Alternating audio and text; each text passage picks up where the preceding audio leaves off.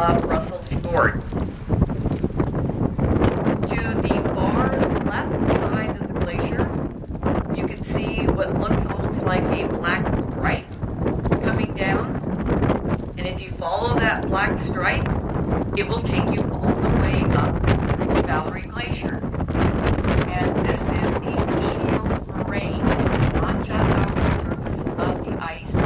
This is ground up rock that is embedded all the way to the core of the ice. In the third glacier that is part of that complex, it's called Miller.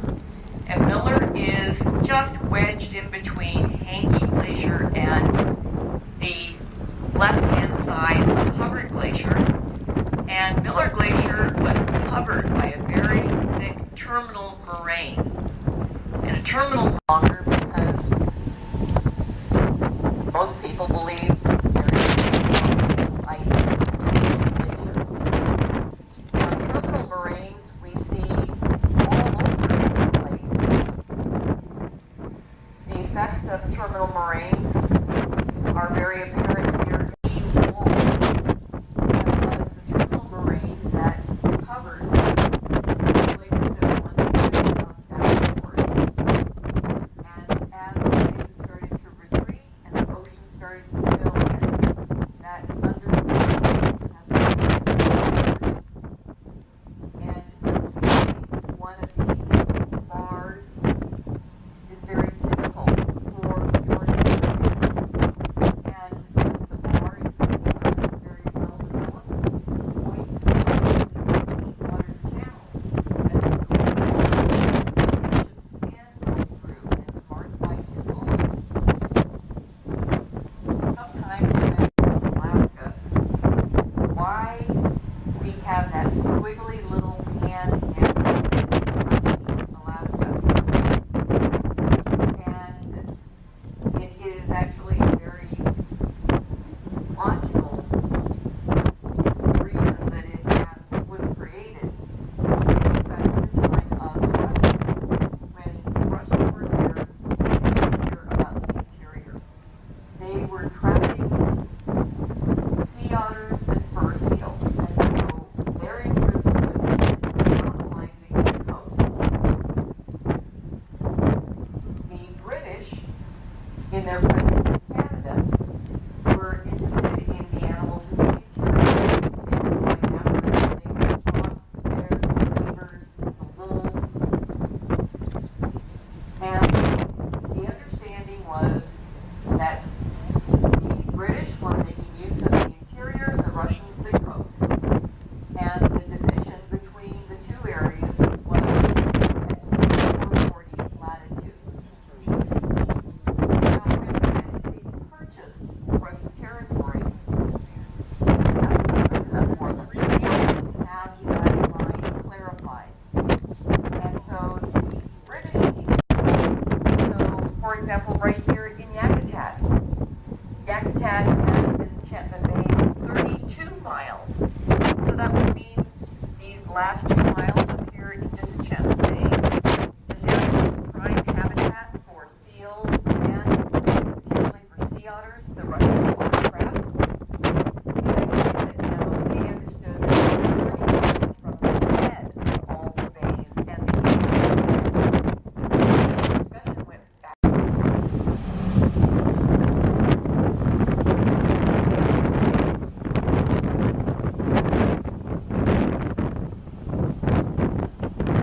Geologists aren't the only scientists that have come up to Alaska.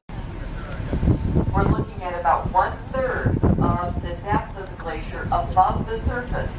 The rest is sitting on the land below water level. And if the base of the glacier is moving up in some areas as much as 500 feet, on average we say about 400 feet, we've got another 800 feet of ice underneath for a depth of 1,200 feet. And in some areas, the tongue pushes forward. And at Gilbert Point, it actually shallows the water there. So not even small boats go over there because it's not very safe, it's not very smart. Now, in 1986, you can get a little bit more of an appreciation of what the land looks like and what happened at that time. You can see now behind Gilbert Point, where the main branch of the glacier continues to the north up to Canada. You can see a little bit more clearly now that what is directly in front of us is a portion of the tributary of Valerie Glacier. The rest of Hubbard continues to push to the southeast behind that point of land. And in 1986, Hubbard Glacier, the distance between the base of the glacier and the point of land, before the ice ended up touching Gilbert Point, creating a massive ice dam that prevented the water from going into Russell Fjord and from the water in Russell Fjord draining back out. Various glaciers that drained down into Russell Fjord had no outlet. And so they built up and built up, and the water level rose between 70 to 90 feet above sea level. And there were areas that they were concerned about reconstituting old riverbeds and flooding.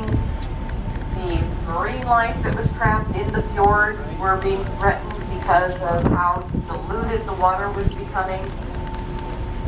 But so much water had been pushing against the ice dam that eventually it did break free. And when it did, there were millions of gallons of ice and water.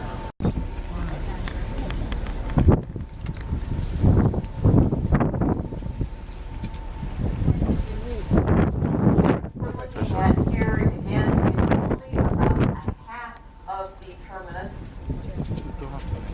just about a little bit more than 3 miles. The rest of it continues around the other side of Gilbert Point. So the water line to the top of the surface, it averages about 400 feet, so there's about 800 feet underneath the water. From side to side, it is 6 miles, but if you measure along the perimeter, it can push out to be about 7 miles. And from where the glacier begins, way up in Canada, it's 76 miles long. All of those beautiful sands you can see again in the center. That's the deepest portion of the glacier. It is the most compressed ice. You can see the cracking sound. That's exactly it. It's the ice cracking and fracturing. And after we get a little bit of that, we might see some more of the ice shattering down, and then maybe a big piece that will drop. Afterwards, we get the percussion of the ice hitting the water and booming sound rolling towards the ship, and then maybe a little bit of the wave. Notice as well that the water around us has now become almost a taupe color because of the amount of glacial silt. And as we start to maneuver, you'll see that we are churning up that silt. Oh, there's so much down. Little pockets of air end up getting trapped as the ice melts and defreezes. And when it does finally release, it makes a popping sound. And it can actually be quite loud.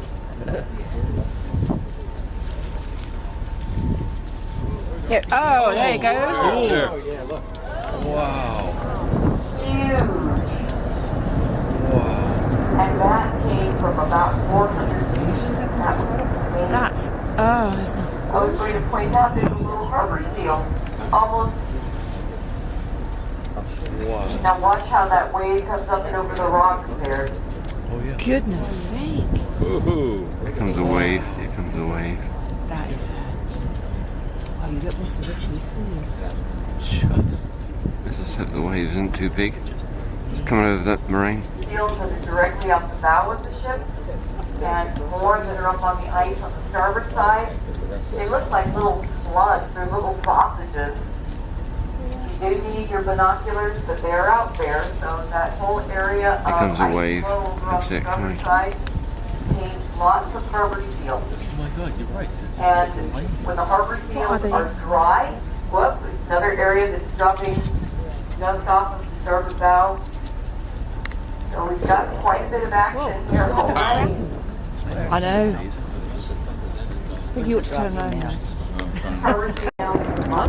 Oh, they keep another Oh, one. another The other one. one went.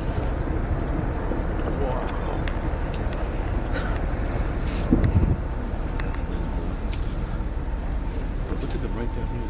Let's flow by. So he goes in the water. It looks so small. Set. It's getting longer because it is melting and stretching. And this accounts for probably, whoa! Oh, there it goes. Huge!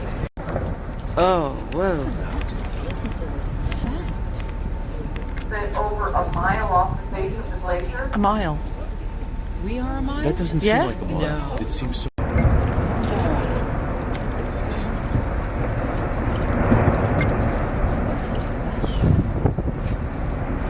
Well, what we've seen already, most of the face over from the bow of the ship over to where the glacier juts out Get a fair view. is about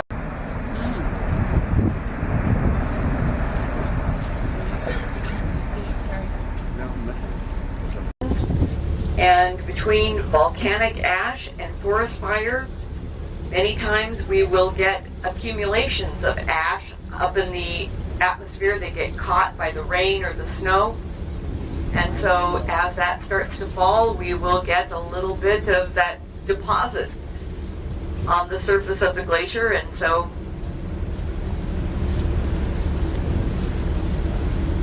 see a little bit of that difference. This is just absolutely incredible today. Oh my.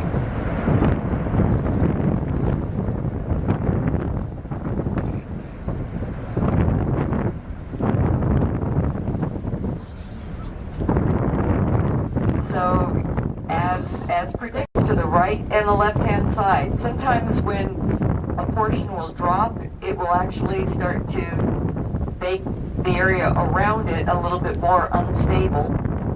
And it looks like there's quite a bit of volatility on both sides of that little indentation that's been created by the activity. It would be floating, wouldn't it? Yeah, they'd be floating. Unless it's frozen underneath. Another one over there.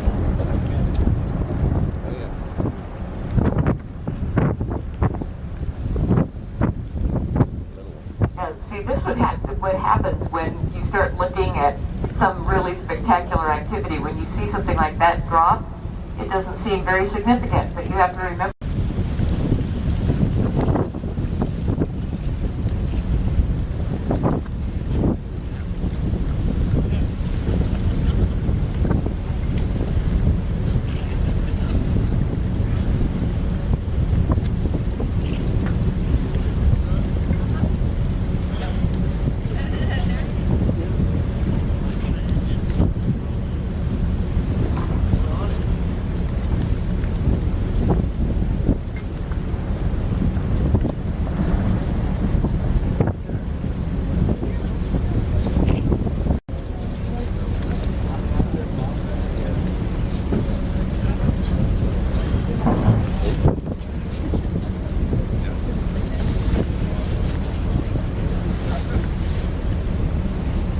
You might wonder about whether or not there are any other creatures that live out here. Look at the wave that's coming to us now.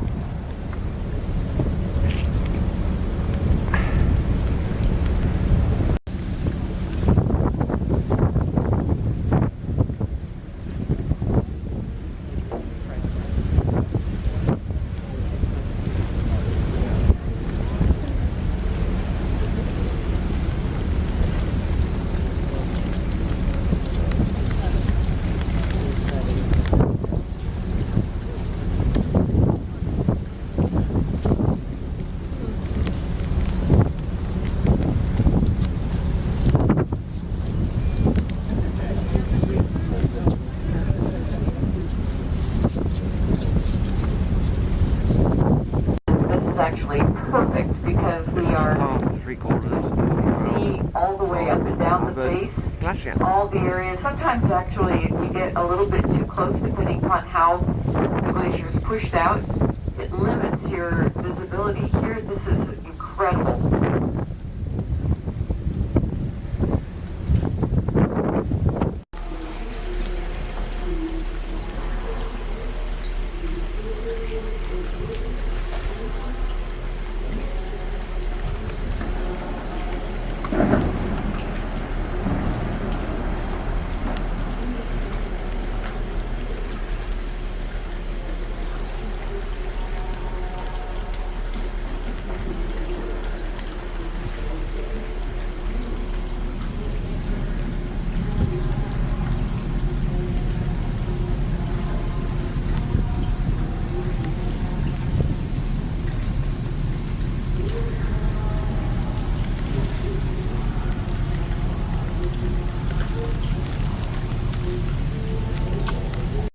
For them because there are so many harbor seals. So they will come up here and they will push seals off of the ice. Whoop, there's our area again. Oh yeah.